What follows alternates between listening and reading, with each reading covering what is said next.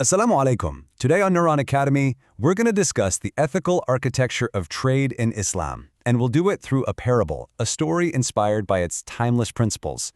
If you benefit from this explainer, please do support our work by subscribing and sharing it as a sadaqah.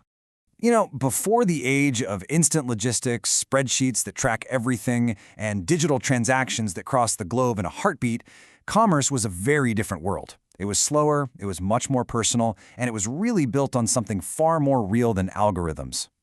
And at the heart of that world were the caravans. You have to understand, these were the lifeblood of ancient commerce. They weren't just trucks on a road.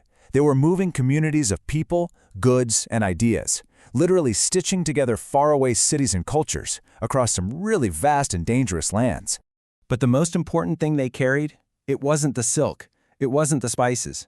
The most valuable cargo was something you couldn't see or touch. It was an invisible currency, a sacred deposit we know in Arabic as amana, trustworthiness. Without that, the whole system, everything would have just fallen apart. And this is the heart of our story today.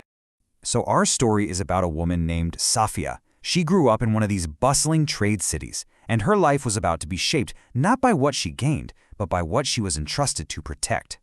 When her father passed away, he didn't exactly leave her a fortune in the way we think of it.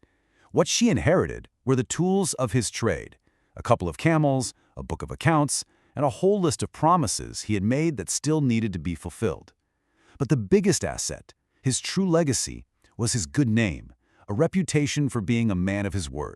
Now, the common sense advice from everyone around her was to just sell it all, liquidate the assets, start fresh, get rid of her father's obligations. But Safiya, she saw it completely differently. She didn't see a burden. She saw a responsibility, one that was now hers to carry. And this right here, this really illustrates a core idea of leadership in our tradition. It's not always about grabbing power or seeking a high position. So often, real leadership starts with that quiet, firm decision to take responsibility for something that everybody else thinks is too hard or just not worth the trouble. So the question is, how did she build from basically nothing? Well, it wasn't through some aggressive growth strategy or risky gamble. It was through a method that was all about patience and deeply held principles. Her whole strategy was just a masterclass in what we call ihsan, or excellence. She started with the basics. She learned the routes, the weather, the risks, inside and out. Then, and this is crucial, she always honored her commitments. Her workers were always paid on time, which built incredible loyalty. She refused to take those tempting shortcuts that might compromise safety. And just step by step, she built a name for herself based on one thing above all else: consistency. And here's the key takeaway from that. It's about redefining what success even means. In a world that's obsessed with quarterly profits and how fast you can grow, the Islamic paradigm offers a totally different yardstick. Can you sustain trust over a long period of time? That is the true measure of a worthy enterprise. So her reputation started to grow, and it wasn't long before she faced her first huge ethical test.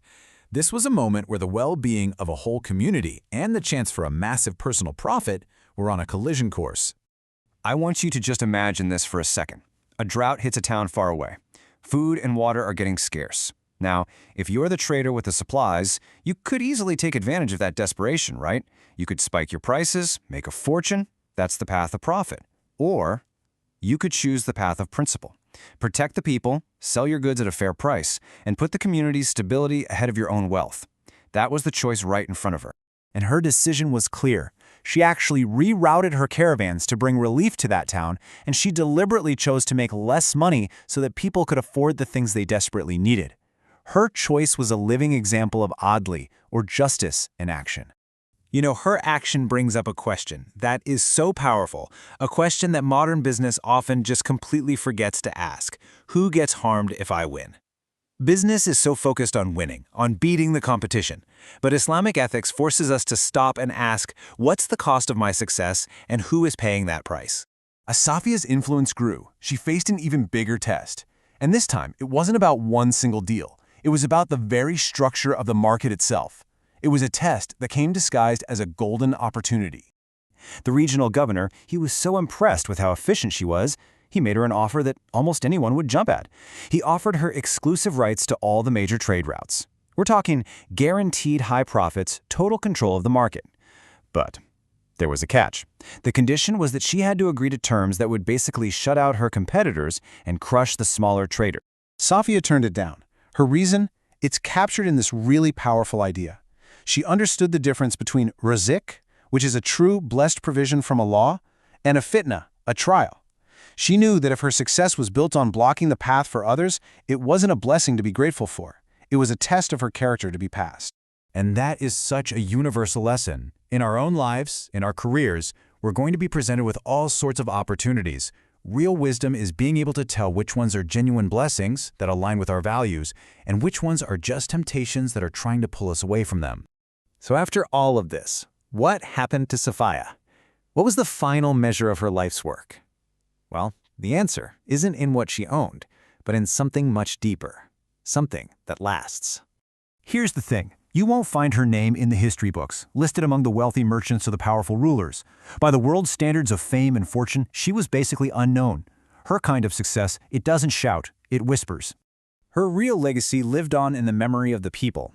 It was heard in the quiet conversations in the marketplaces long after she was gone. Other traders would talk about the routes she established, not because she got rich from them, but because everyone knew those routes were safe, those contracts were fair. So, in the end, her ultimate contribution wasn't a pile of gold. It was a system. It was an entire architecture of ethical trade that benefited everybody, not just her. Her legacy was reliability itself. And that brings this whole parable right back to us, to our lives. Whatever influence Allah gives us, whether we're managing a big company, a small team, or just our own household, we face the same choice. When we're given control, are we going to optimize everything just for our own profit, or will we try to build for justice too? Presented and created by Neuron Studio.